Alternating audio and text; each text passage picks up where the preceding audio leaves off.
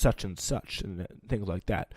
All right, now we turn to immigrations. The Migrant Protections Protocol policy begins today, first reported by Frank Jack Daniel and Mika Rosenberg. The U.S. government will return the first group of migrants seeking asylum in the United States to the Mexican border city of Tijuana Friday.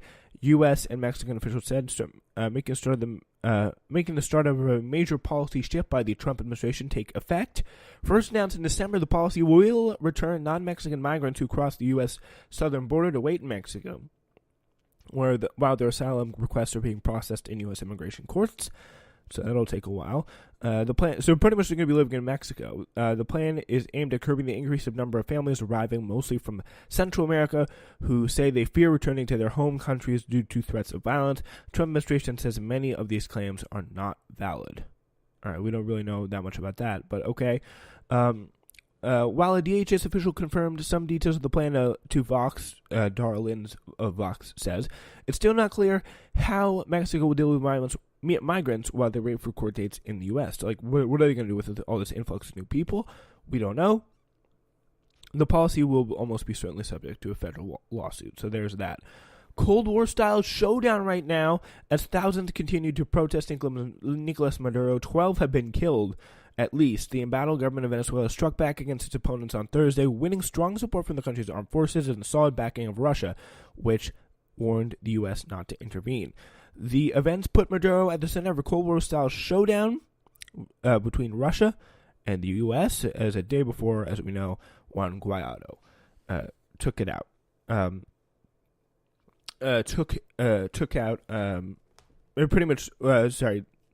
Stepped up and pretty much declared himself the president of Venezuela.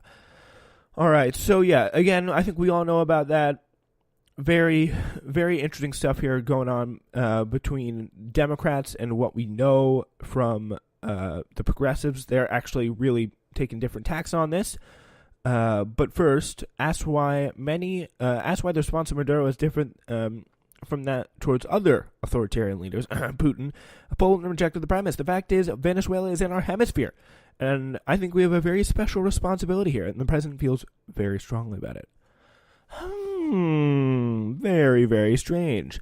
The U.S. refused to rule out military action or far-reaching economic measures, including an oil embargo that would harm U.S. business. But it was unclear whether they'd fully mapped out a strategy in the event that Maduro refuses to budge, serious violence erupts, or foreign support of Maduro's government, including Russia and Turkey, decide to intervene on his behalf. So yeah, oil is what they're after. Mark my words, in that country. So that is going to be an interesting thing to watch. So yeah, two takes on this from inside the Democratic Party. Ilhan Omar of Minnesota, pretty much Alexandria Ocasio-Cortez with a headdress on. A U.S.-backed coup in Venezuela is not a solution to the dire issues they face. Trump's effort to install far-right opposition will only incite violence and further destabilize the region. We must support Mexico, Uruguay, and the Vatican's efforts to facilitate a peaceful dialogue. Finally, America stands with the people of Venezuela as they rise against authoritarian rule and human rights and demand respect for human rights and democracy. That's Nancy Pelosi on that front there. All right.